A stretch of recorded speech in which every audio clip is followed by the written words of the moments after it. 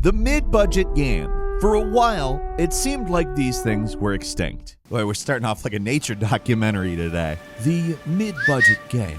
For a while, it seemed like they were going extinct. No, but for a while it seemed like they had just the huge budget AAA games or no budget indies, and that was it. The AA game was a staple of previous gaming eras, but we're starting to see a lot of change in the industry fast. Hi folks, it's Falcon, and today on GameRanx, 10 AA games that aren't like any other games. Starting off with number 10, it's Remnant from the Ashes 1 and 2. Speaking of Souls-likes, the Remnant games can easily be pigeonholed into Souls with guns, but that doesn't quite accurately describe just how unusual these games are. Yes, it's a good way to get people in the door. And the basic combat probably could be described as Souls-like. You got a combat roll, rechargeable healing items, but there's a lot more going on in these games, like the environments. They're randomly generated, which is already unusual for a third-person shooter, especially because these are not roguelikes. They're not live service games either. They can be played offline, even though there is a major online component. You can team up with multiple people if you want, but the raw meat of them lies in the secrets and the side quests that randomly appear. Entire stories, bosses, and areas might not appear for you the first run through an area. The second game really pushes hard in this direction. One player's experience in an area may be wildly different from others. I'm talking about completely different starting points, different dungeons, objectives, bosses, and then there's secrets, which the game is full of them, and they're usually a lot more elaborate than your standard Souls game like secret doors. There's hidden puzzles to solve or extremely cryptic clues to follow that'll lead you to something that feels kind of like an ARG at times. They're just really unusual games that really work despite all the experimentation.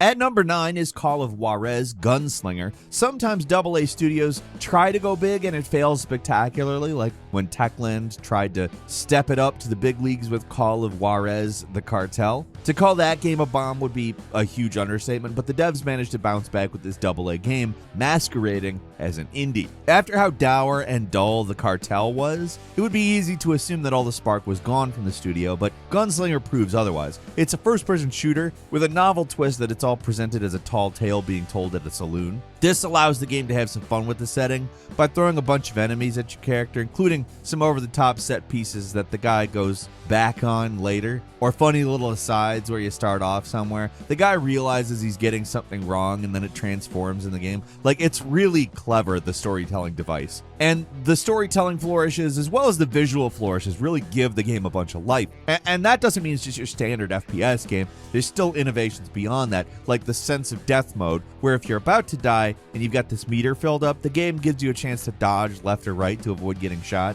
The duels are a highlight too. These Western standoffs are still my favorite version of this classic Western trope. It's just complex enough to keep things interesting, and it's very tense. And unlike Red Dead Redemption, it happens often enough that I don't forget the controls when it happens. AA games can be a lot of things. Sometimes they're indies trying to go big, sometimes they're big developers slumming it and just having fun. And that's what Call of Juarez Gunslinger is. Just me and you, partner.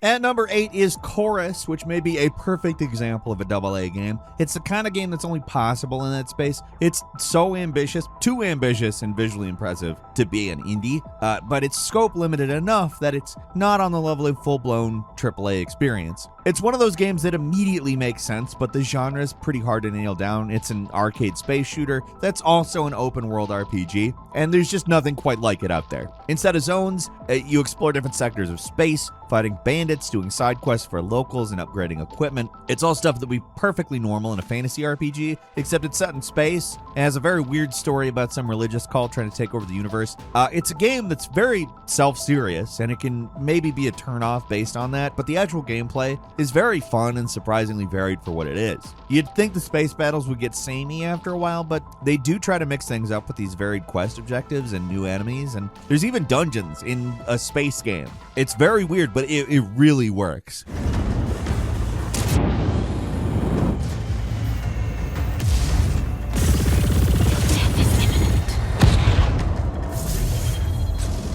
And number 7 is Solar Ash. The original Hyperlight Drifter was one of the bannermen from the indie renaissance. It's practically the prototypical indie game. It hits all the cliches, the pixel graphics, the very stylized, challenging gameplay, opaque story. It had it all, and it delivered on all that stuff. It took 5 years for them to develop a follow-up, but it's a big step up. It definitely keeps the weird story and stylized visuals stuff, but instead of pixel art, Solar Ash goes for a fully 3D adventure set in massive open environments. If you take the gameplay of Jet Set Radio and Legend of Zelda and throw in a little Shadow of the Colossus here and there, then you're starting to approach what this game is like. It's sort of an exploration game, sort of a platformer, sort of a roller skating game. It's all over the place, but it really is good. It's very satisfying to control, very intuitive. It's one of those games that takes a ton of familiar ideas, throws them into a blender, and they come out the other side as a weirdly coherent thing that you don't recognize as those pieces put together, but rather a whole.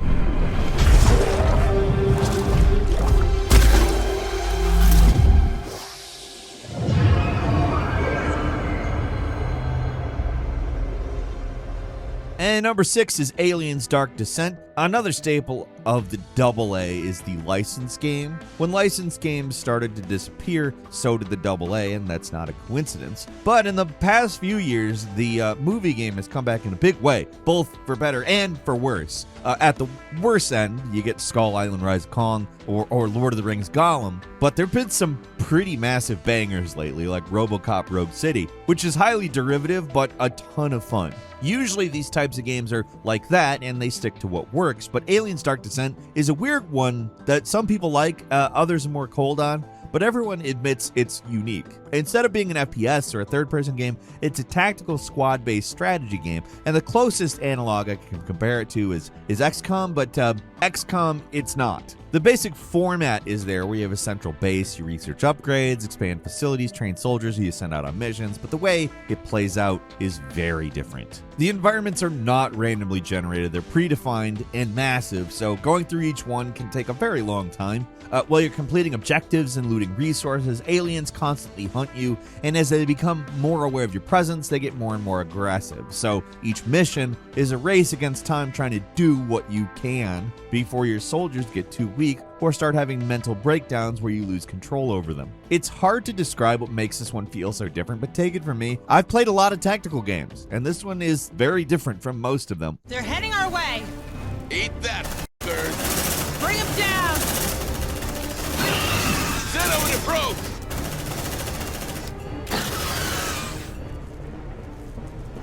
Come on, team.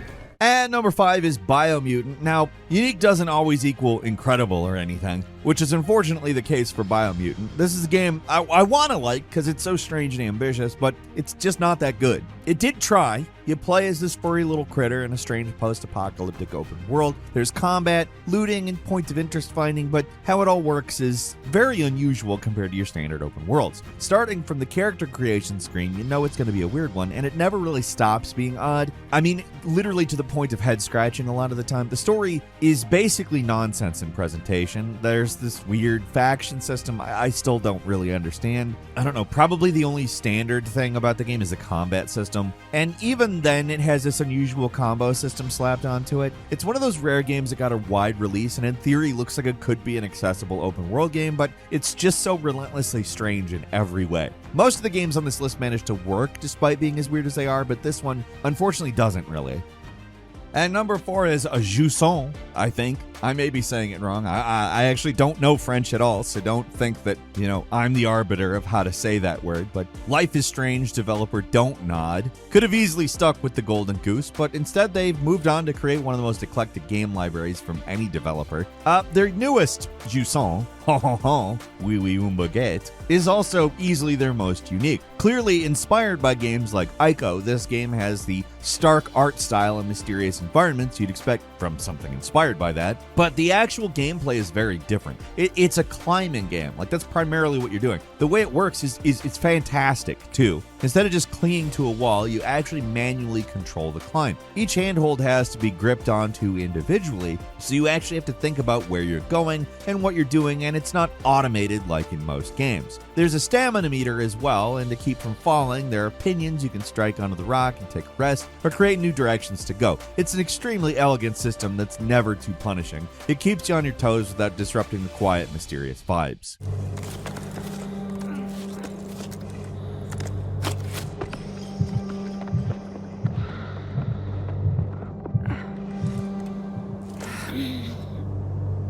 And number 3 is Sifu is a unique blend of martial arts combat and this aging mechanic that I've never seen anywhere else. It was developed by a company called Slow Clap, and every single time you die in this game, you're resurrected, but you also age. And it's not just like cosmetic, it changes the gameplay. You become stronger, but it becomes easier to kill you. I mean, it's a really unique system. And the combat, it's really fluid and smart. You can master a bunch of moves, combos, counters, etc. And it's much more than a typical beat-em-up experience, but it's really that layer of the age mechanic on top of that. I mean, this is a real testament to the potential of AA games, in my opinion. Sifu's great. At number 2 is Lost in Random, published under the EA Originals program. This bizarre adventure action card hybrid. It's kind of hard to pin down. At first glance, you're probably thinking it's something like Psychonauts, but you would be way off. The closest I can think of is Kingdom Hearts Chain of Memories, or maybe like Phantom Dust. The meat of the gameplay is in the combat, where you roll a die, it tells you how many points you can spend, which is used on cards that do things like give you weapons or weaken the enemy. It's a bizarre combat system that takes some time to get used to, let's say. Get him, Dicey!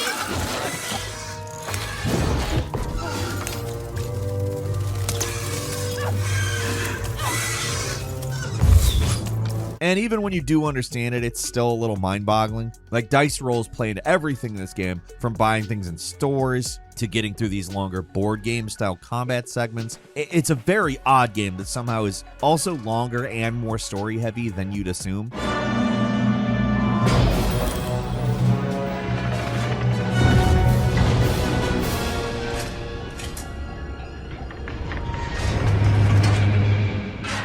And finally, at number 1 is Divinity Dragon Commander. I've seen some people try to characterize Baldur's Gate 3 as AA, but I don't see it. Yeah, Larian wasn't the biggest on the block before the game came out to rave reviews, but it was still a game that cost well over $100 million to make, and it's filled with celebrity voiceovers, and the graphics are extremely polished and high quality. To me, the defining feature of a AA game is it having a mid-budget, and $100 million isn't mid-budget. All of Larian's previous games, however, I'd say fair game. Easily the weirdest of their quasi-indie phase was Dragon Commander, this mind-boggling hybrid of an RTS and war game and a choose-your-own-adventure. The basic gameplay is you cruised around in this big airship, settle disputes between your various advisors, and make decisions that affect the outcome of the story, get into a romance with, among other things, a literal skeleton, and then fight RTS battles where you can directly intervene in the action as a dragon. It's one of the weirdest games I've ever seen, and that's saying something, but all these random elements do somehow come together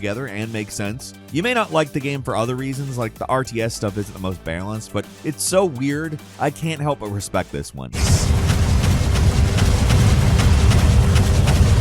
who took an arrow to the knee?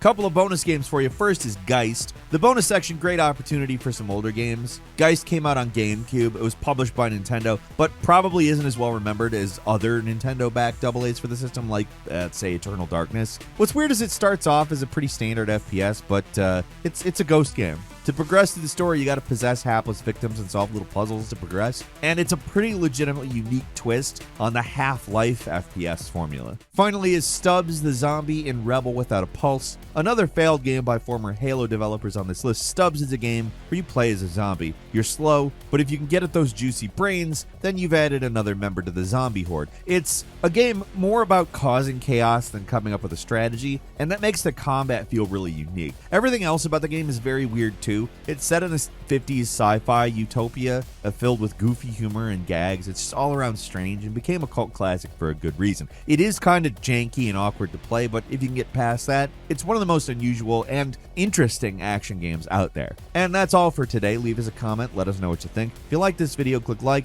If you're not subscribed, now's a great time to do so. We upload brand new videos every day of the week. Best way to see them first is, of course, a subscription, so click subscribe. Don't forget to enable notifications, and as always, we thank you very much for watching this video. I'm Falcon. You can follow me on Twitter at Falcon the Hero, and we'll see you next time right here on Game Ranks.